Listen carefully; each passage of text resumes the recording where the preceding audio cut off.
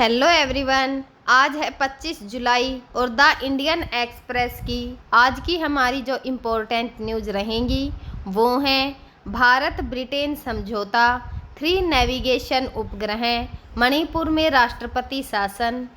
आज की जो हमारी पहली न्यूज़ है वो भारत और जो ब्रिटेन के बीच में समझौता हुआ है उसके ऊपर रहने वाली है कि इस न्यूज़ से जो है जो भारत का युवा है या फिर जो किसान है उसको क्या फ़ायदा होगा या फिर जो मछुआरे हैं उनको क्या नुकसान होंगे और क्या फ़ायदा होगा, इन सभी के बारे में जो है वो बातचीत करेंगे।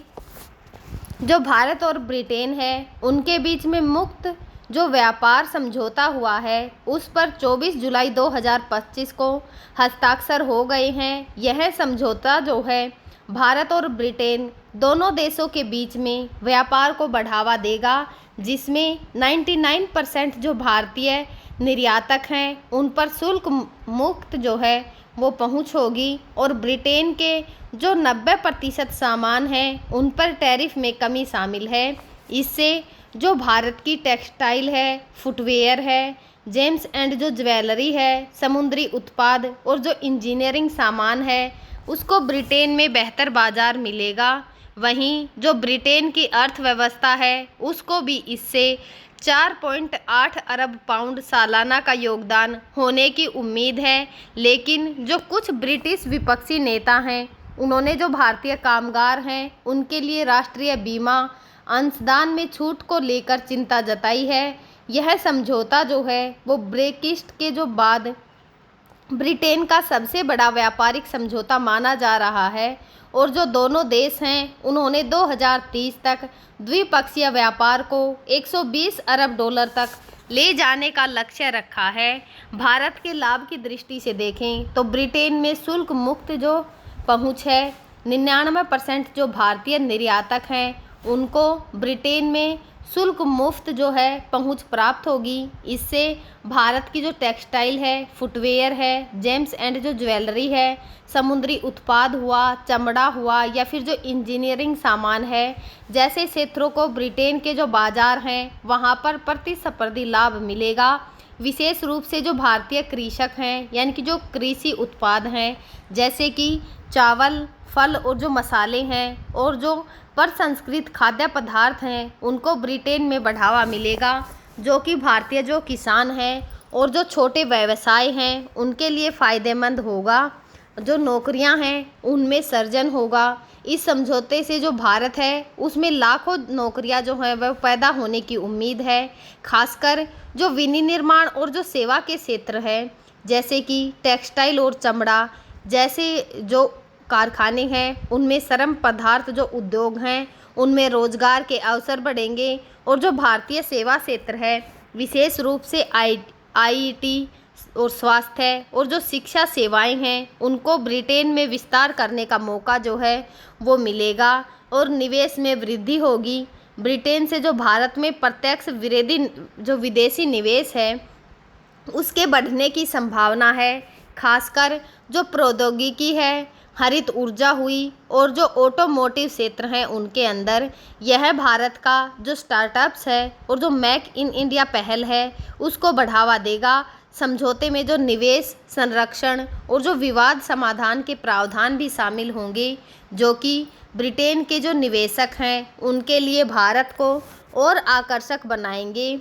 जो वैश्विक आपूर्ति श्रृंखला है उसमें एकीकरण, भारत के लिए यह समझौता जो है वैश्विक आपूर्ति श्रृंखला में एक और मजबूत जो स्थिति है उसको प्रदान करेगा। ब्रिटेन के साथ जो व्यापारिक संबंध हैं उनके जरिए भारतीय कंपनियां यूरोप और जो अन्य विकसित बाजार हैं उनमें अपनी पहुंच को बढ़ा सकेंगी।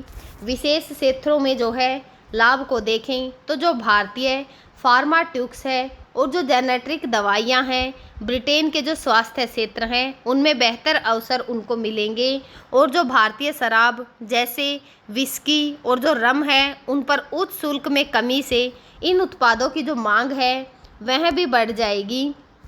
ब्रिटेन में लाभ देखें तो भारत के जो बाजार पहुंच ब्रिटेन के 90% सामान पर भारत में टैरिफ कम होगा, जिससे जो ब्रिटिश उत्पाद जैसे कि ऑटोमोबाइल्स, मशीनरी और जो विस्की हैं वह सस्ते हो जाएंगे। विशेष रूप से स्कॉच विस्की पर भारत के 150% आयात शुल्क में कमी से ब्रिटिश जो निर्यातक हैं उनको बड़ा लाभ होगा। जो ब्रिटिश सेवा क्षेत्र हैं, विशेष रूप से वित्तीय सेवाएं, बीमा और जो कानूनी सेवाएं हैं, भारत के जो विशाल बाजार हैं उनमें विस्तार कर सकेंगी। और अगर आर्थिक योगदान को देखें तो जो ब्रिटेन की अर्थव्यवस्था है उसको इस समझौते से जो है 4.8 जो अरब पाउंड है वह सालाना योगदान जो है वो मिलेगा। इससे जो ब्रेक्सिट उसके बाद में जो ब्रिटेन की व्यापारिक स्थिति जो है वो भी मजबूत होगी और जो ब्रिटिश कंपनियां हैं उनको भारत के जो बढ़ते मध्यम वर्ग है और जो उपभोक्ता बाजार है उस तक पहुंच भी जो है वो मिलेगी, जो कि लग्जरी जो वस्तुएं हैं और जो प्रीमियम जो सेवाएं हैं उनकी मांग को पूरा करेगा। नौकरियां और निवेश, यह समझौता जो है ब्रिटेन में हजारों नौकरियां पैदा करेगा, खासकर जो निर्यात उन्मुख उद्योग हैं और जो सेवा क्षेत्र हैं उनके अंदर भारतीय कंपनियों द्वारा ब्रिटेन में निवेश बढ़ेगा, जो कि ब्रिटेन के तकनीकी और जो नवाचार का क्षेत्र है उसको भी बढ़ावा देगा।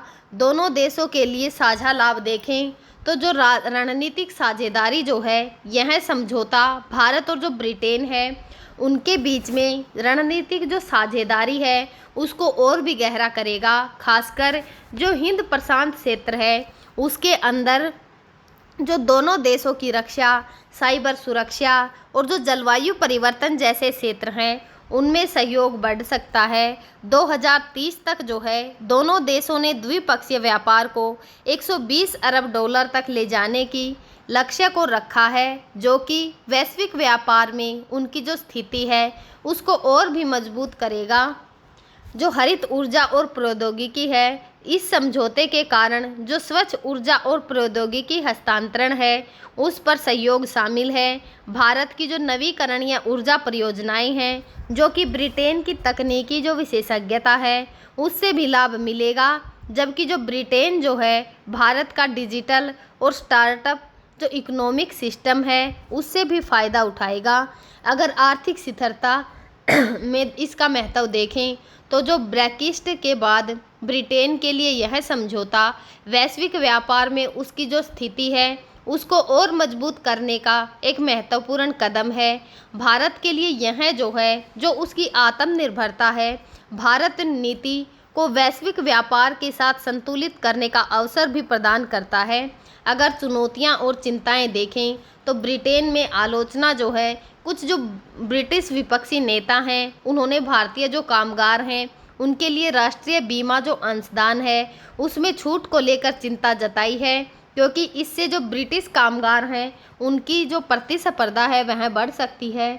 और भारत में चिंताएं देखें तो जो भारतीय किसान हैं और जो छोटे उद्योग हैं ब्रिटिश उत्पादों से प्रतिस्पर्धा को लेकर चिंतित हो सकते हैं।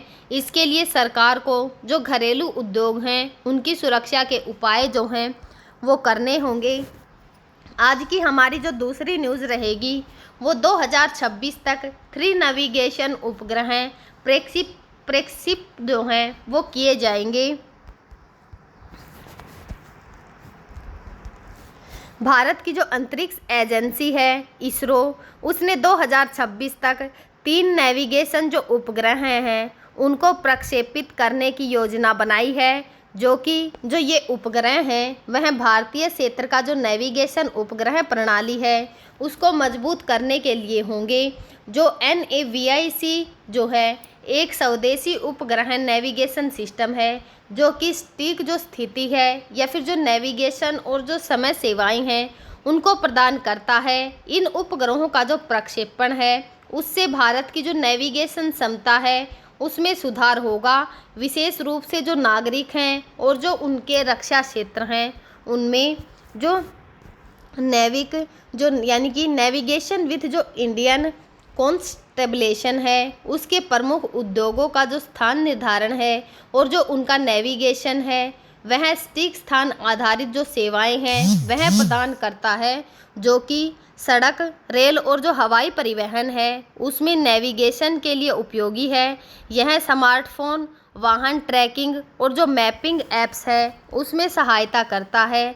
समय संदर्भ देखें तो यह अत्यंत सटीक और जो समय संदर्भ प्रदान करता है, जो कि बैंकिंग, टेलीकॉम और जो स्टॉक एक्सचेंज जैसे क्षेत्र हैं उनमें बहुत ही इम्पोर्टेंट है।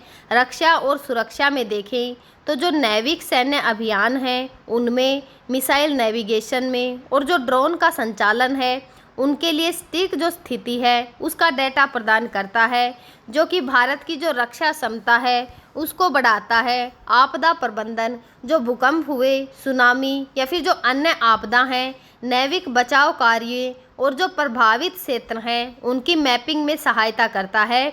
जो समुद्री हवाई नेविगेशन है यह मछुआरों, जहाज और जो विमान हैं उनके लिए सटीक जो नेविगेशन डाटा है उसको भी उपलब्ध कराता है। विशेष रूप से जो भारतीय क्षेत्र और जो आसपास के समुद्री क्षेत्र हैं उनके अंदर कृषि और सर्वेक्षण, सटीक स्थान डाटा का उपयोग, स्मार्ट खेती, भूमि सर्वेक्षण और जो भूस्थानिक जो अनुप्रयोग हैं उनके अंदर किया जाता है। नागरिक उपयोग, स्मार्टफोन, जीपीएस डिवाइस और जो राइड शेयरिंग ऐप्स है जैसे कि ओला और जो ऊबर हैं उनके अंदर जो ये डिवाइस है और जो राइड शेयरिंग ऐप जैसे कि ओला और ऊबर है उसमें नैविक का उपयोग जो है वो बढ़ सकता है। जो नैविक की खासियत जो है यह है कि यह भारत और जो इसके आसपास की 1500 किलोमीटर का दायरा है उसमें सटीकता 20 मीटर से बेहतर प्रदान करता है, जो कि इस क्षेत्रीय स्तर पर जीपीएस का एक मजबूत विकल्प बनाता है। आज की हमारी जो तीसरी न्यूज़ रहने वाली है, presidents rule for another 6 month in Manipur, Amit Shah to move revolution in Rajya Sabha today. जो अमित शाह हैं वह राज्यसभा में जो है आज मणिपुर में अगले जो 6 महीने हैं उसके लिए राष्ट्रपति शासन जो है उसकी घोषणा करेंगे। जो केंद्रीय गृह मंत्री अमित शाह हैं उन्होंने 25 जुलाई 2025 को राज्यसभा में जो मणिपुर में राष्ट्रपति शासन है उसको अगले 6 महीने के लिए बढ़ाने का प्रस्ताव पेश किया है, जो कि 13 अगस्त 2025 से प्रभावी होगा। यह प्रस्ताव जो है लोकसभा में पहले से ही पारित हो चुका है। मणिपुर में जो राष्ट्रपति शासन है वह 13 फरवरी 2025 को लागू किया गया था, जब मुख्यमंत्री एन बीरेन सिंह ने इस्तीफा दिया था और राज्यसभा में जारी जो जातीय हिंसा और जो राजनीतिक अस्थिरता है उसके कारण जो विधानसभा है वह भंग कर दी गई थी। हिंसा जो है जो कि मई 2023 में जो कुकी और जो मेतई समुदाय हैं उनके बीच शुरू हुई थी, उनमें 260 से अधिक लोगों की मौतें भी हो चुकी हैं और जो हजारों लोग हैं वह एक स्थान से दूसरे स्थान पर विस्थापित हुए हैं।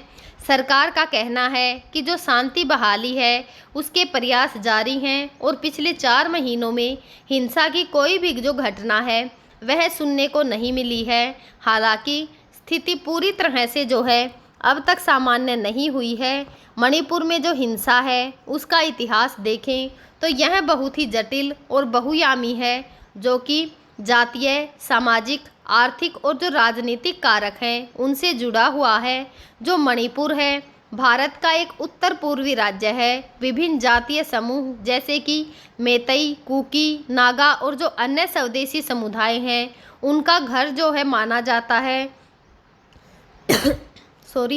इन समुदायों के बीच में जो ऐतिहासिक तनाव है उसके संसाधनों पर नियंत्रण, जमीन के अधिकार और जो राजनीतिक प्रतिनिधित्व है उसको लेकर संघर्ष ने समय समय पर हिंसा को जन्म दिया है।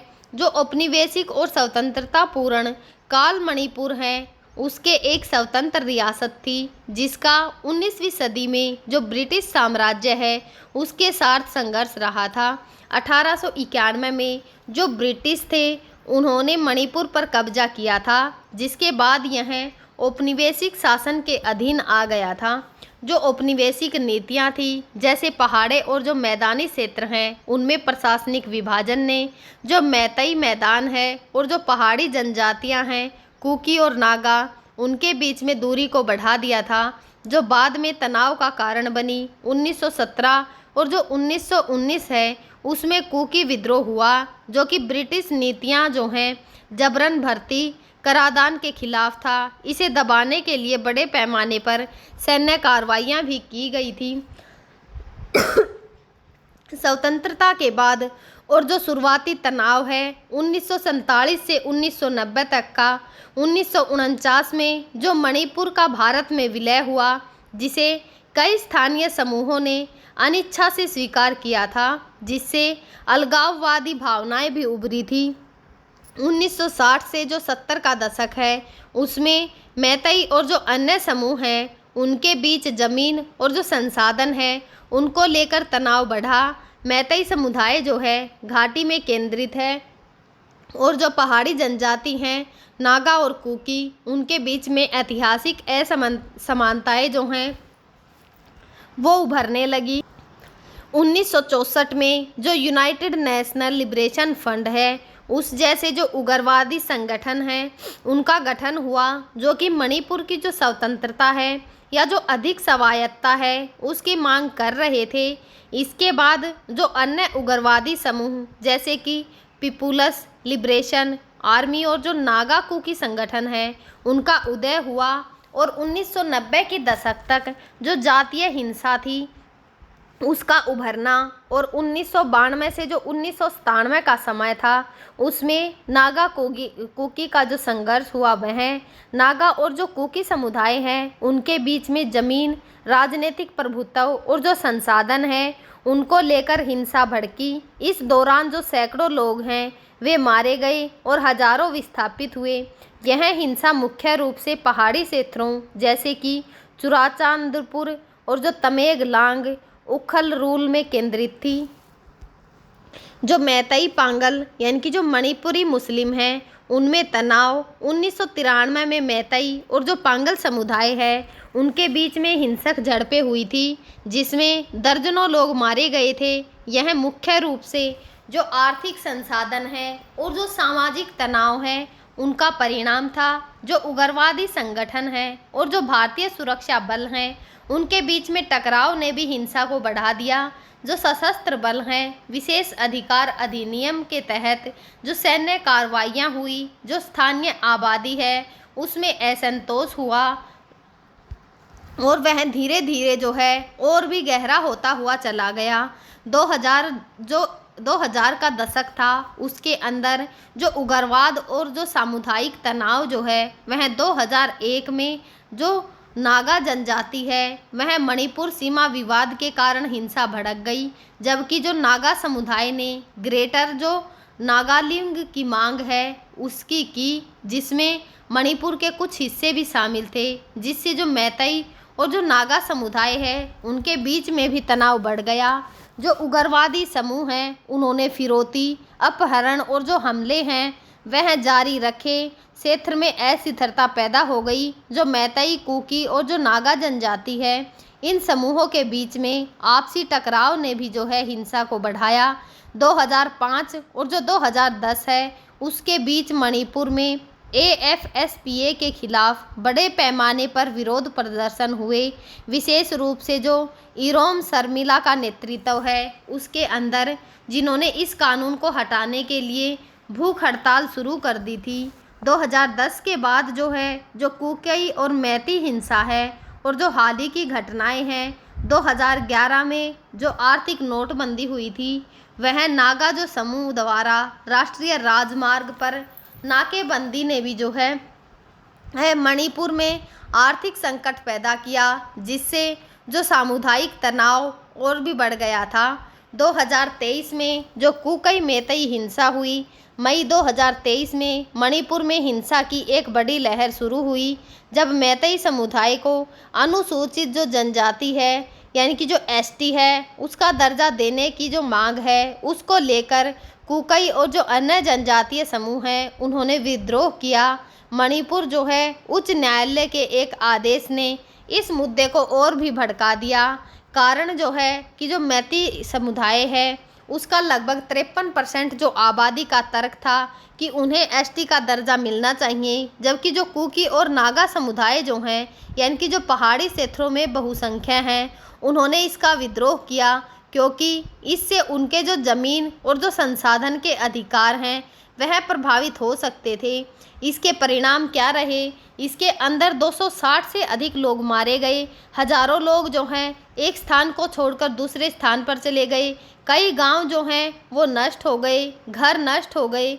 जो इम्फाल घाटी है और जो पहाड़ी क्षेत्र हैं जैसे कि चुरा चांदपुर, कांगपो कपी, उनमें हिंसा की जो झड़पें हैं वह देखने को मिली। और इसके क्या परिणाम रहे? इस हिंसा ने जो है मणिपुर में सामाजिक और जो राजनीतिक अस्थिरता है उसको गहरा कर दिया, जिसके परिणाम स्वरूप फरवरी 2025 में जो है राष्ट्रपति शासन लागू हुआ था।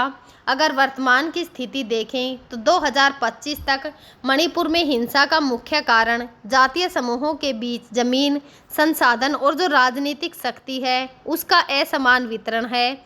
मैतेई समुदाय जो है घाटी में केंद्रित है और जो पहाड़ी जनजातियां हैं कुकी और नागा के बीच ऐतिहासिक जो अविश्वास और आर्थिक असमानता है उसने तनाव को और भी बढ़ाया है। केंद्र सरकार ने शांति बहाली के लिए कई कदम उठाए हैं, जैसे सुरक्षा बलों की तैनाती, शांति वार्ता और जो पुनर्वास की योजनाएं हैं वो। हालांकि पूर्ण जो शांति है वह स्थापित करना अभी भी बहुत ही चुनौतीपूर्ण है। जो 25 जुलाई 2025 को केंद्रीय जो गृह मंत्री अमित शाह हैं उन्होंने मणिपुर में राष्ट्रपति शासन जो है उसको अगले 6 महीने के लिए बढ़ाने का प्रस्ताव पेश किया है, जो कि हिंसा के बाद जो उत्पन्न अस्थिरता है उसको नियंत्रित करने का प्रयास है। अगर मुख्य कारण और कारक देखें तो जातीय विविधता और जो तनाव है, मणिपुर में 30 से अधिक मान्यता प्राप्त जो जनजाति हैं इनके बीच में ऐतिहासिक जो प्रतिद्वंदिता है और जो सांस्कृतिक अंतर है, जमीन और संसाधन, जो मैदानी इम्फाल घाटी और जो पहाड़ी के क्षेत्र हैं उनके बीच में संसाधनों का असमान जो वितरण है वह हिंसा का प्रमुख कारण रहा है।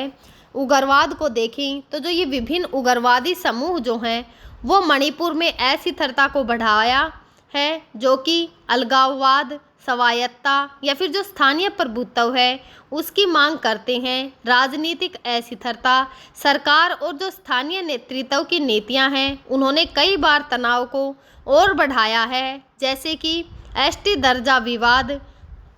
जो AFSPA है उसने सशस्त्र बल विशेष अधिकार अधिनियम के तहत जो सैन्य कार्रवाइयां हैं उन्होंने स्थानीय आबादी में असंतोष को और भी बढ़ाया है। आगे भी जो है हम आप सभी के साथ इसी प्रकार की जो इम्पोर्टेंट न्यूज़ होंगी जो कि हमारे एग्ज़ाम के पॉइंट ऑफ व्यू से भी ज़रूरी हैं, आप सभी के साथ जो है वो शेयर करते रहेंगे। तब तक आप पढ़ते रहिए, खुश रहिए। Thank you.